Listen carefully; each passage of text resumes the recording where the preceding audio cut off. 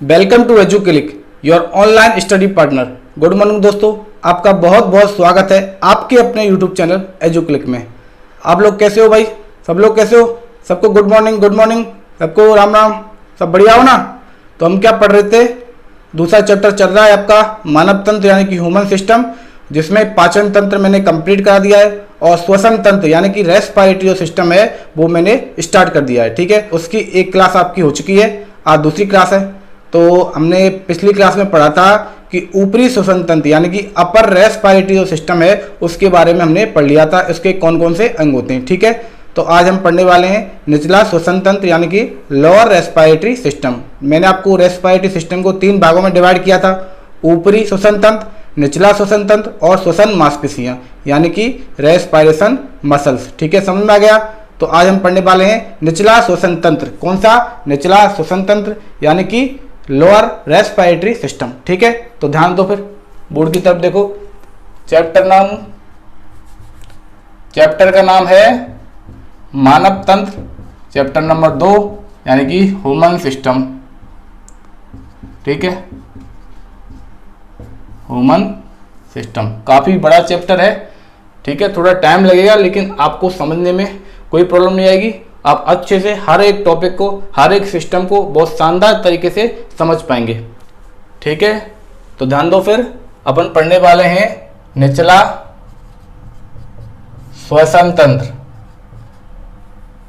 निचला श्वसन तंत्र, इसको इंग्लिश में बोलते हैं लोअर रेस्पिरेटरी सिस्टम। ओके, तो हम पढ़ेंगे निचला श्वसन तंत्र। यह श्वसन तंत्र का दूसरा भाग होता है। कौन सा भाग? दूसरा भाग होता है। पहला भाग हम पढ़ चुके हैं ऊपरी श्वसन तंत्र के बारे में। ठीक है, तो निचला श्वसन तंत्र है, इसको 3 भागों में विभाजित किया गया है, यानी कि इसके 3 अंग हैं। कौन कौन से हैं? इसका पहला अंग है श्वास नली। श्वास नली, मैंने आपको जो ऊपरी श्वसन तंत्र पढ़ाया था तो मैंने आपको बताया था मुख।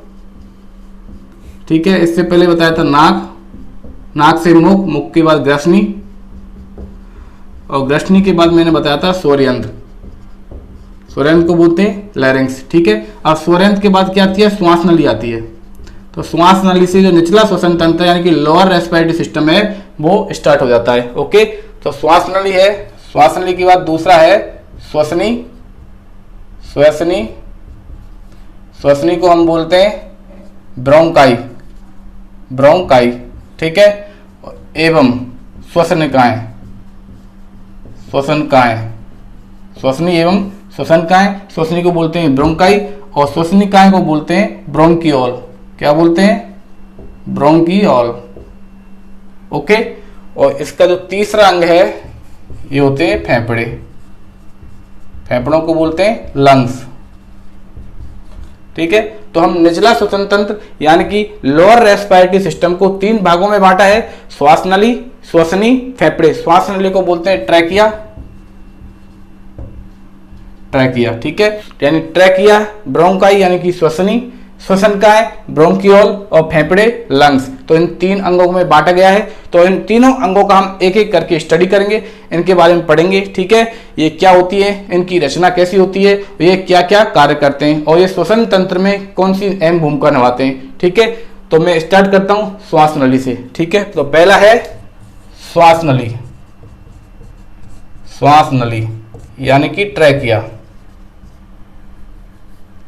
ट्रैकिया, ओके, तो श्वास नली क्या होती है? यह है 5 इंच लंबी। 5, यह है 5 इंच लंबी एक नलिका होती है। एक नलिका होती है, ये किस किस के बीच में पाई जाती है? तो यह है स्वर यंत्र यानी कि लैरिंक्स एवं फेफड़ों को जोड़ने का काम करती है। फेफड़ों क्या बोलते हैं? लंग्स को जोड़ती है। ठीक है, और क्या है इसके बारे में? यह है एक विशेष प्रकार की विशेष प्रकार की मांसपेशी ऊतक होता है, ठीक है, जिसका हिंदी में नाम है, बहुत काफी बड़ा सा नाम है, ये आपको याद रखना है, कूट स्तरीय पक्षमाभी स्तंभाकार उपकला, ठीक है। तो यह एक विशेष प्रकार की मांसपेशी ऊतक से बनी होती है, जिसका नाम क्या है, कूट स्तरीय पक्षमाभी स्तंभाकार उपकला, ठीक है। तो ये स्तंभाकार यानी कि खड़ी होती है, कूट स्तरीय यानी कि कूट के रूप में बैठी हुई होती है, ऐसे कैसे करके। ओके, आ गया समझ, ठीक है। तो इसको हम इंग्लिश में क्या बोलते हैं, तो इसको इंग्लिश में बोलते हैं शैडो स्ट्रेटिफाइड सिलिएटेड कॉलुमर एपिथेलियम,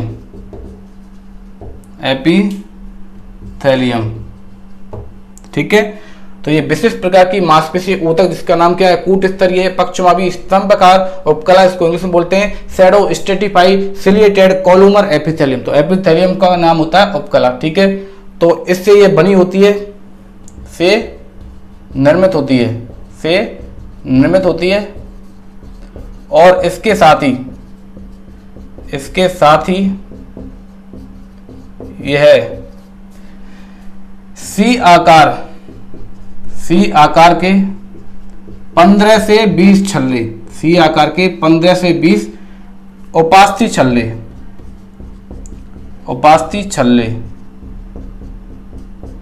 से निर्मित होती है। ओके, तो श्वास नली होती है, ये 5 इंच की एक नली होती है। इसके साथ ही ये स्वरयंत्र यानी कि लैरिंक्स और फेफड़ों यानी कि लंग्स को जोड़ने का काम करती है, और इसमें एक विशेष प्रकार की मांसपेशी पाई जाती है, ठीक है। तो इसका नाम क्या होता है, ये कूट स्तरीय पक्षमाभी स्तंभाकार उपकला एपिथेलियम, ठीक है, शैडो स्ट्रेटिफाइड सिलिएटेड कॉलुमर एपिथेलियम से निर्मित होती है, एवं इस नली में सी आकार के उपास्थि छल्ले पाए जाते हैं। कितने छल्ले पाए जाते हैं, 15 से 20 उपास्थि छल्ले पाए जाते हैं, जिनकी वजह से जो यह नली होती है, श्वास नली होती है, यह क्या फूली रहती है, छल्ले से निर्मित होती है। इन छल्लों की वजह से ही यह श्वास नली फूली रहती है,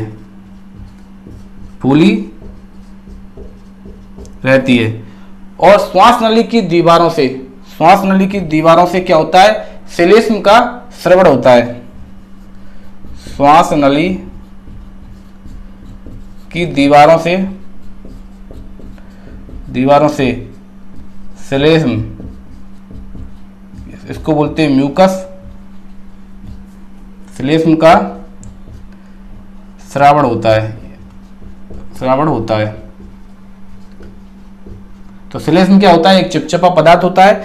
इसका कार्य क्या होता है, जब हम श्वास वायु लेते हैं तो नाक से किस में आएगी, नासिका गुहा में आएगी, उसके बाद कंठ में आएगी, ग्रसनी में आएगी, यानी कि ग्रसनी में आएगी, ग्रसनी के बाद किस में आएगी, स्वरयंत्र में आएगी, और स्वरयंत्र के बाद सांस नली में आएगी, ठीक है। तो श्वास वायु में जो उपस्थित अशुद्धियां होती हैं, कुछ तो जो नाक में महीन बाल होते हैं, यानी कि नासिका गुहा में जो महीन बाल होते हैं, और जो श्लेष्म चिपचिपा, वहां पे जो श्लेष्म चिपचिपा होता है, उसके द्वारा काफी अशुद्धियों को नाक के अंदर यानी कि नासिका गुहा के अंदर ही रोक लिया जाता है। यदि बाकी अशुद्धियां और धूल के कण यदि श्वास नली में प्रवेश करते हैं, तो इस श्लेष्म के कारण वो श्वास नली से फेफड़ों में जाने से रुक जाते हैं। ओके, तो यह जो श्लेष्म होता है, यह सांस नली में जो उपस्थित जो वायु होती है, उसमें से अशुद्धि यानी कि धूल के कण वगैरह को अपने दीवारों से चिपका लेती है। ओके, और यही वजह है कि जब हमें छींक आती है, छींक हमें कब आती है, छींक आने की बहुत सारी वजह होती हैं, लेकिन एक वजह यह भी है कि जब हमारे सांस नली में कुछ अशुद्धि, धूल के कण, कुछ अशुद्धियां सांस नली में अंदर चली जाती हैं, तो हमारी सांस नली होती है वो एक साथ पिचक जाती है, और पिचकने की वजह से हमें छींक आती है, और छींक आने की वजह से जो अंदर अशुद्धियां, धूल के कण होते हैं, वो छींक के माध्यम से यानी कि नाक के माध्यम से बाहर निकल जाते हैं। तो ये प्रक्रिया होती है श्वास नली की खुद की सफाई करने की। ओके, सेल्फ क्लीनिंग की एक प्रक्रिया होती है छींक आना, ठीक है। तो श्वास नली छींक के माध्यम से अपनी सेल्फ क्लीनिंग करती है, यानी कि खुद की सफाई करती है। ओके, तो एक बार मैं आपको श्वास नली का डायग्राम बना के दिखा देता हूँ। हम स्टार्ट करते हैं स्वरयंत्र से। तो ये हो गया स्वरयंत्र, ठीक है, स्वरयंत्र हो गया। और स्वरयंत्र के ऊपर क्या होती है, ये होता है स्वरयंत्र के ऊपर होता है यहाँ पर एपिग्लोटिस, और एपिग्लोटिस के ऊपर रहता है कंठ ग्रसनी, आगे जाके और ग्रसनी आती है। इधर नेजल कैविटी होती है, यहाँ पे माउथ कैविटी होती है, ठीक है, यहाँ पे लैरिंक्स होता है, ठीक है, यानी कि कंठ होता है, और यहाँ पर रहता है, ये हो गया स्वरयंत्र, ठीक है, और वो समझ में आ गया, यानी कि लैरिंक्स यहाँ पे होता है। और स्वरयंत्र के नीचे रहती है श्वास नली, यहाँ पे रहती है श्वास नली। तो श्वास नली किसका काम करती है, ये फेफड़ों को और स्वरयंत्र को आपस में जोड़ने का कार्य करती है। तो ये सी आकार के छल्लों के रूप में पाई जाती है। तो यहाँ पे ऐसे सी आकार के छल्ले बनते हैं। आगे समझ, आगे जाके ये श्वास नली है, ये दो भागों में विभाजित हो जाती है। किन में, दो भागों में विभाजित हो जाती है। तो ये दो भाग होते हैं, ये क्या कहलाती है, ये श्वसनीय कहलाती है। क्या, श्वसनीय कहलाती है। ये क्या है, श्वसनी कहलाती है। और श्वसनी आगे जाके किन में मिलती है, फेफड़ों में मिलती है। दाईं साइड की, यानी कि राइट साइड की जो श्वसनी होती है, यानी कि ब्रोंकाई होती है, वो दाईं श्वसनी कहलाती है। तो ये वाली होती है दाईं और ये वाली होती है बाईं, यानी कि ये तो हो गया लेफ्ट साइड और ये हो गया राइट साइड, ठीक है। तो आपको ये उल्टा लग रहा होगा, ठीक है, लेकिन जो ये वाला पार्ट होता है, हमारी बॉडी का जो पार्ट होता है, हम अपनी तरफ से नहीं देखते हैं। इसको हम ये सोचते हैं यदि यहाँ पर एक मनुष्य होता या फिर यहाँ पर एक मानव होता और यह उसके अंगों में आता, ठीक है, ये हो गया ना उसका श्वसन तंत्र का पार्ट हो गया। इधर साइड के उसके हाथ हो गए, ठीक है, ये उसके पैर हो गए। तो आप ये सोचो कि ये जो इंसान है ये कैसे खड़ा है, ये मेरी तरह खड़ा है, ठीक है। तो मेरा राइट हैंड में ऊपर करूंगा तो कौन सा होगा, ये वाला, लेकिन ये आपको कौन सा दिख रहा है, लेफ्ट दिख रहा है। आगे समझ, तो वो ही यहाँ पे होता है कि जो राइट वाला होता है वो हमको लेफ्ट दिखता है, जबकि वो होता कौन सा है, राइट वाला होता है। तो आप हमेशा याद रखिए, जो आपको बाईं साइड दिख रही है वो हमारे शरीर में, यानी कि जो हम भी जो डायग्राम बनाएंगे वो हमें हमेशा दाईं साइड होगी, और जो आपको दाईं साइड दिख रही है वो हमेशा बाईं साइड होगी। ओके, समझ में आ गया ना, ठीक है। आप खुद को लेकर चलिए कि आप यहाँ पे खुद खड़े हो, ओके, फिर आपको स्वयं को पता चल जाएगा कि ये आपकी राइट साइड है और ये आपकी लेफ्ट साइड है। ओके, समझ में आ गया ना। तो ये हो गई दाईं श्वसनी और ये हो गई बाईं श्वसनी। तो दाईं श्वसनी आगे जाके, ठीक है, श्वास को कहाँ ले जाती है, फेफड़ों में ले जाती है। बाईं श्वसनी आगे जाके श्वास को कहाँ ले जाती है, फेफड़ों में ले जाती है। तो इस साइड का दायां फेफड़ा होता है और इस साइड का बायां फेफड़ा होता है। ओके, आपको ये साफ नहीं दिख रहा हो तो एक बार मैं इसको मिटा के, ठीक है, एक बार दोबारा से बता देता हूँ कि श्वास नली के बारे में, ठीक है, पॉइंट टू पॉइंट आपको मैं एक बार लिखवा देता हूँ। ये मैं मिटा देता हूँ एक बार, ठीक है। तो मैंने क्या बताया था आपको श्वास नली के बारे में, श्वास नली, ठीक है, इसको क्या बोलते हैं, ट्रैकिया। तो मैंने आपको श्वास नली के बारे में बताया था, यह कितनी इंच लंबी होती है, यह 5 इंच लंबी क्या होती है, नली होती है। किसको जोड़ने का काम करती है, तो यह है स्वरयंत्र यानी कि लैरिंक्स एवं फेफड़ों को जोड़ती है। ओके, और इसमें एक विशेष प्रकार की क्या पाई जाती है, मांसपेशीय ऊतक, मांसपेशीय ऊतक उपकला, ठीक है। इसमें मांसपेशीय ऊतक उपकला पाई जाती है, जो क्या काम करती है, जो इसकी आंतरिक दीवारों पर, इसकी आंतरिक दीवारों से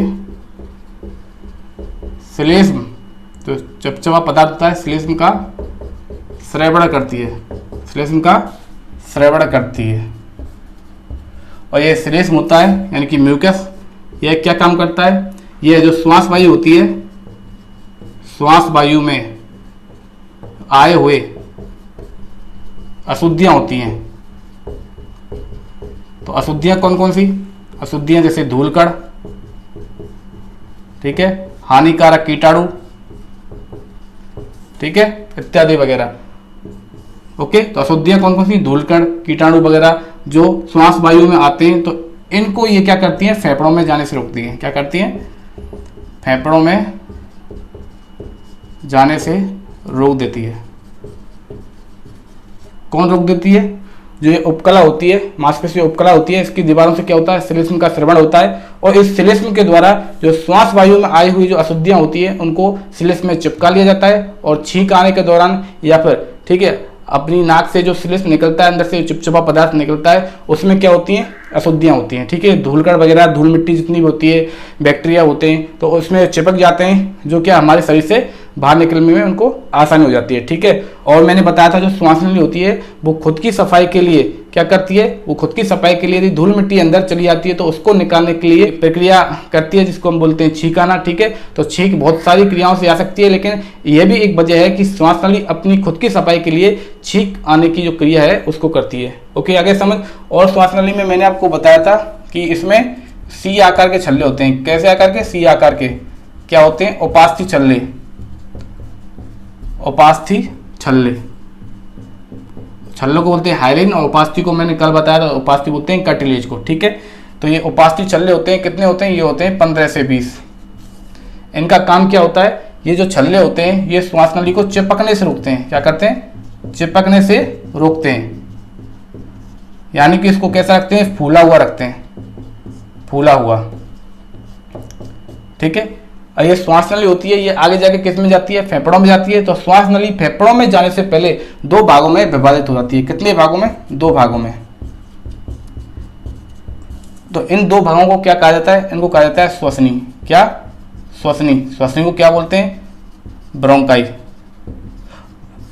श्वसनी को ब्रोंकाई बोलते हैं। जो श्वसनी राइट वाले फेफड़े में जाती है वो क्या कहलाती है, राइट ब्रोंकाई, यानी कि दाई श्वसनी,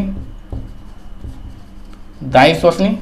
और दूसरी जो लेफ्ट वाले लंग्स में यानी कि फेफड़े में जाती है वो कौन सी होती है, बाई श्वसनी, बाई श्वसनी। आगे समझ। तो इन श्वसनियों के द्वारा फेफड़ों में क्या पहुंचती है, श्वास वायु पहुंचती है। तो जो दाई साइड की जो श्वसनी होती है वो दाएं वाले फेफड़े में श्वास ले जाएगी, बाएं वाली बाएं वाले फेफड़े में श्वास ले जाएगी। ओके, आगे समझ।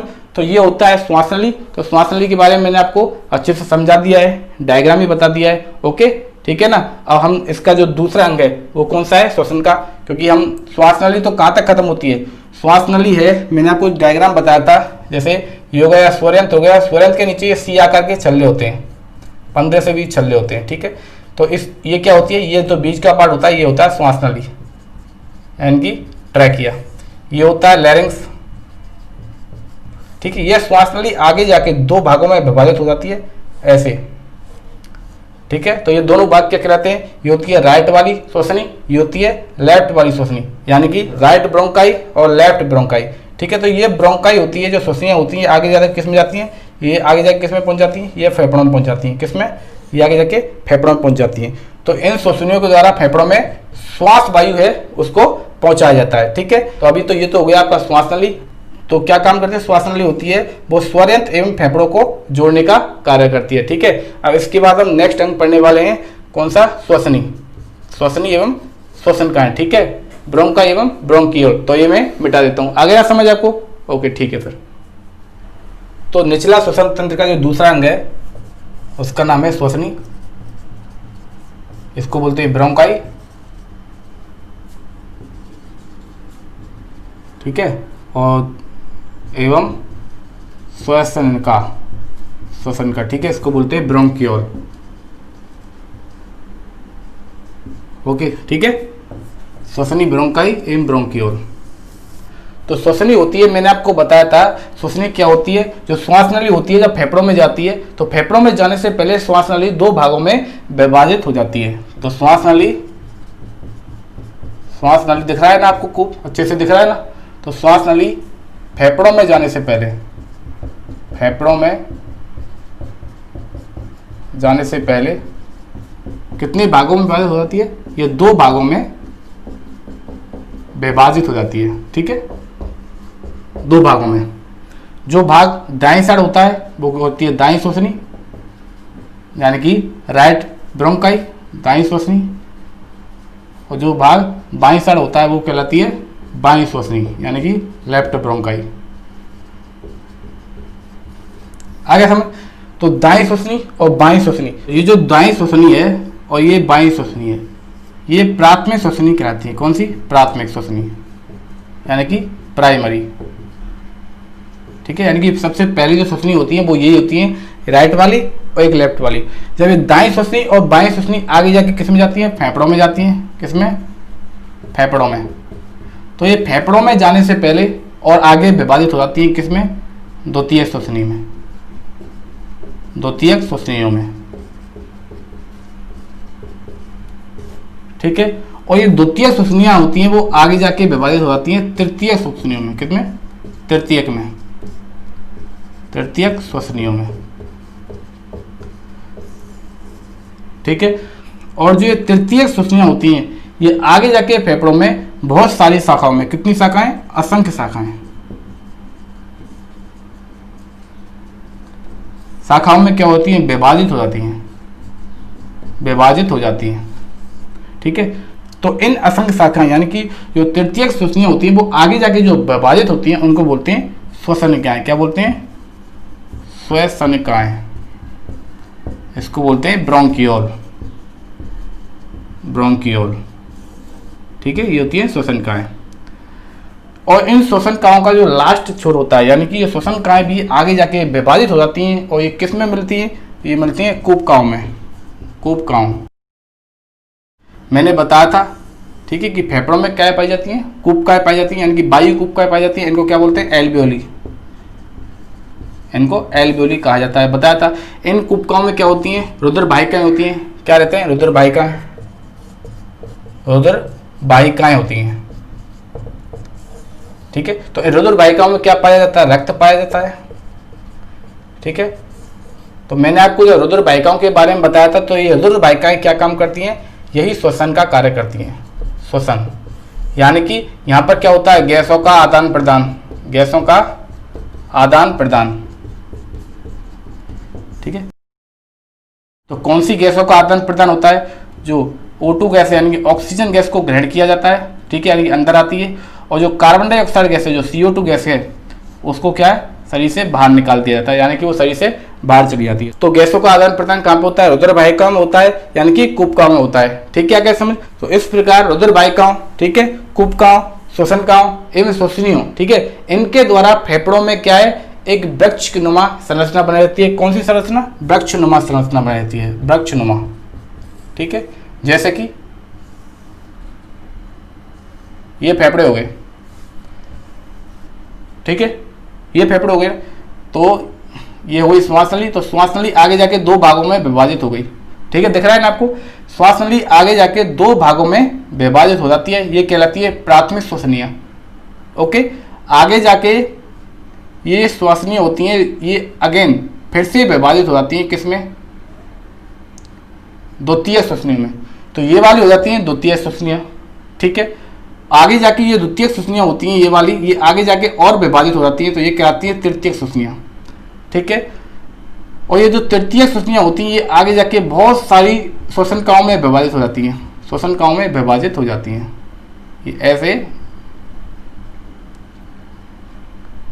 ठीक है, तो ऐसे ऐसे, तो जो आपको ये वाली संरचना दिख रही है ऐसी, तो ये ऐसी संरचना पूरे फेफड़ों में पाई जाती हैं। तो ये वृक्षनुमा संरचना बनाई जाती हैं। ये संरचना बनाता कौन है, ये रुधिर वाहिकाएं, कूपकाएं, श्वसनकाएं, श्वसनियां सभी मिलकर फेफड़ों में क्या करती हैं, वृक्षनुमा संरचना का निर्माण करती हैं। ओके, और ये कूपकाएं क्या करती हैं, इन कूपकाओं के द्वारा ही जो गैसों का आदान प्रदान होता है, ठीक है, जो फेफड़ों का मेन कार्य है वो इन कूपकाओं के द्वारा ही संभव हो पाता है। तो ये क्या हुई, ये होती है श्वसनियां। ठीक है, आ गया समझ। मैंने आपको डायग्राम से बना के और अच्छे से समझा दिया है। ठीक है, और आपको टेंशन लेने की बिल्कुल जरूरत नहीं है, आपको नोट्स एकदम प्रॉपरली मिल रहे हैं। ठीक है, मैंने PDF की लिंक है वो आपको डिस्क्रिप्शन बॉक्स में मिल जाती है। आज की क्लास की जो PDF है, जैसे ही हमारी क्लास खत्म होगी तो लास्ट में आप डिस्क्रिप्शन बॉक्स में लिंक पे क्लिक करके डाउनलोड कर सकते हो। ओके, तो आपको नोट्स तो प्रॉपर मिल ही जाएंगे, यहाँ पर आप समझ लीजिए, और मैं कोशिश करता हूँ कि बोर्ड पर आपको पूरी तरह से लिखा दूँ। ओके, समझ में आ गया ना।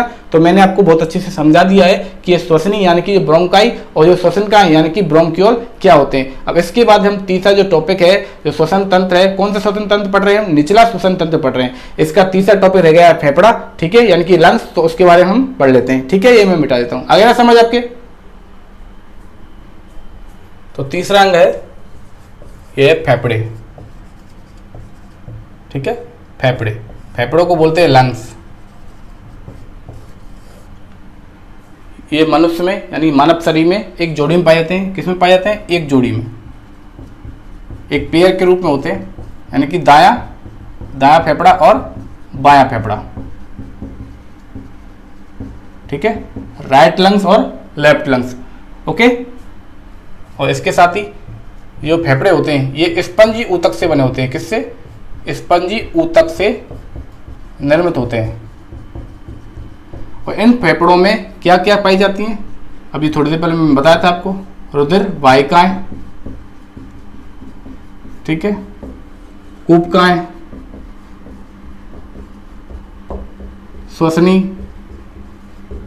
श्वसन का, ठीक है, और इनकी बहुत सारी शाखाएं पाई जाती हैं। तो जो फेफड़े होते हैं इनमें जो कूपकाएं होती हैं ये कितनी पाई जाती हैं? 30 मिलियन। कितनी? 30 मिलियन। 30 मिलियन का मतलब 3 करोड़। ठीक है, तो जो फेफड़े होते हैं वो रुधिर वाहिकाएं, कूपकाएं, श्वसन का, इनकी असंख्य संख्या होती है और उनकी बहुत सारी शाखाएं होती हैं, इनसे ये निर्मित होते हैं। इसके साथ ये स्पंजी ऊतक के बने होते हैं। और जो फेफड़े होते हैं वो कैसे होते हैं? कोमल होते हैं, कोमल होते हैं, स्पंजी तो हो गए। एवं इसका कलर कैसा होता है? तो ये हल्के गुलाबी रंग के होते हैं, हल्के गुलाबी रंग के। ओके, मैंने आपको बता दिया है एक जोड़ी में होते हैं, यानी कि दायां फेफड़ा और बायां फेफड़ा। ओके, और कहाँ पे स्थित होते हैं? तो ये मध्य पट के ठीक ऊपर होते हैं। मध्य पट यानी कि जो डायफ्राम होता है हमारे शरीर में, डायफ्राम,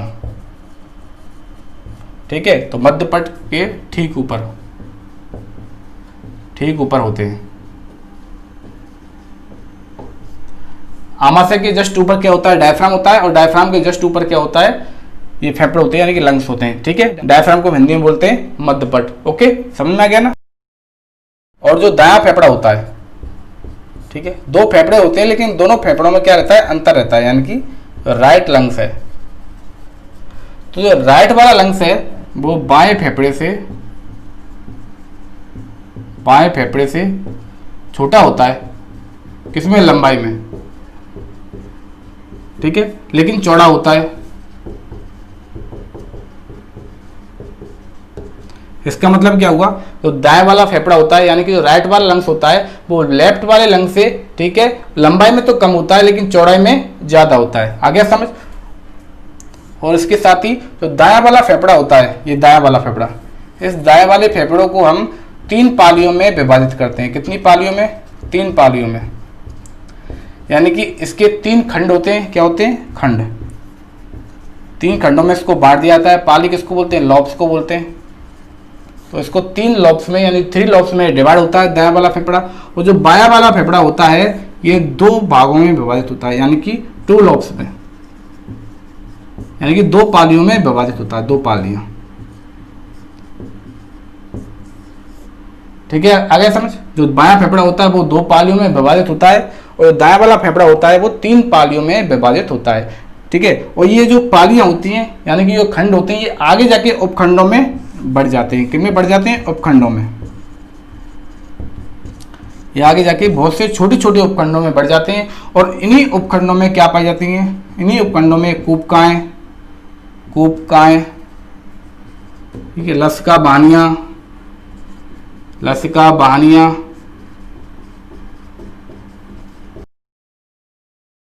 कूपकाओं में क्या पाई जाती हैं? रुधिर वाहिकाएं, इसके साथ ही श्वसनी,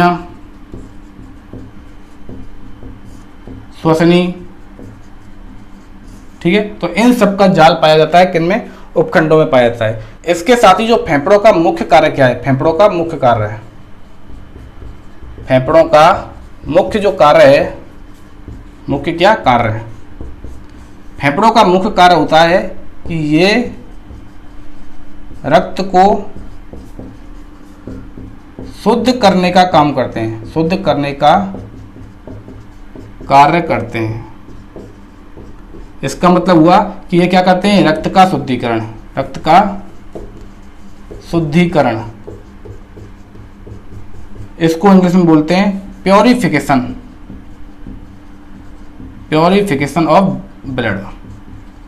तो ब्लड को प्योर करने का काम कौन करता है? वो करते हैं लंग्स, यानी कि फेफड़े करते हैं।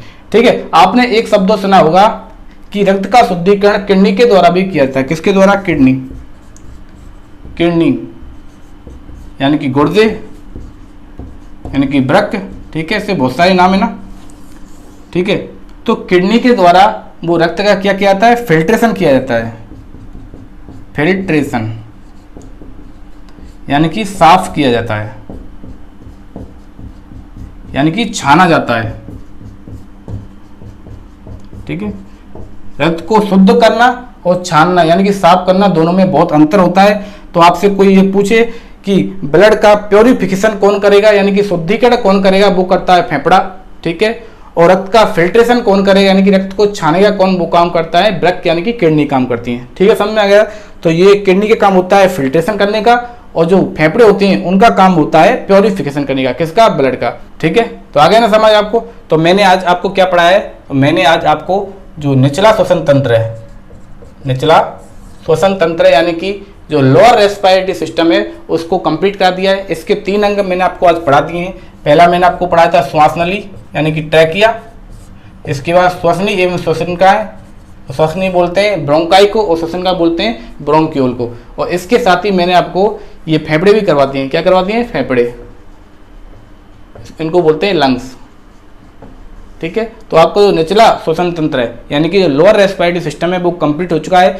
तो रेस्पिरेटरी सिस्टम के मैंने आपको 3 पार्ट बताए थे, अपर रेस्पिरेटरी सिस्टम, ऊपरी श्वसन तंत्र, निचला श्वसन तंत्र। एक लास्ट मैंने बताया था आपको श्वसनी मांसपेशियां यानी कि श्वसन मांसपेशियां। तो मैं समझता हूं कि आपको ये अच्छी तरह से समझ में आ गया होगा। ओके, और नोट्स की पीडीएफ आपको मिल जाएगी डिस्क्रिप्शन बॉक्स में। आप लिंक पे क्लिक करोगे, वहां पे लिखा हुआ है पीडीएफ अवेलेबल। पीडीएफ अवेलेबल के नीचे एक लिंक दे रखी है, किसमें? ब्लू कलर में। ओके, तो सबसे पहले जो लिंक दे रखी है पीडीएफ अवेलेबल के नीचे, उस पर आप क्लिक करोगे तो आज की क्लास की पीडीएफ आपको मिल जाएगी। वहां से आप अच्छे से नोट्स बना सकते हैं। और मैंने आपको बहुत शानदार तरीके से, बहुत अच्छी तरह से आपको समझा दिया है। मैं समझता हूँ कि ये आपको याद भी हो गया होगा। ठीक है, तो आज की क्लास हम इतनी रखते हैं। और आप वीडियो को लाइक कर दो फटाफट फटाफट। जिन्होंने अभी तक वीडियो को लाइक नहीं किया है, लाइक कर दो, और चैनल को सब्सक्राइब कर दो। जिन्होंने चैनल को सब्सक्राइब नहीं किया है, जल्दी से चैनल को सब्सक्राइब कर दो। या पे जो बच्चे नए आए हैं चैनल पे, वो चैनल को सब्सक्राइब कर लो, और साथ में क्या है, बेल आइकन भी दबा देना। क्योंकि बेल आइकन दबाने से जब भी लाइव क्लास की जो भी अपडेट होगी या चैनल से रिलेटेड जो भी अपडेट होगी वो आपको नोटिफिकेशन के रूप में मिल जाएगी। ओके, और वीडियो को ज़्यादा से ज़्यादा शेयर कर दो। ठीक है, फिर मिलते हैं हम अपनी कल की नेक्स्ट क्लास में। तब तक आप खुश रहिए, मुस्कुराते रहिए। ओके, लेकिन घर में रहिए, पढ़िए आराम से और सुरक्षित रहिए। ठीक है, मिलते हैं फिर कल की नेक्स्ट क्लास में। ओके।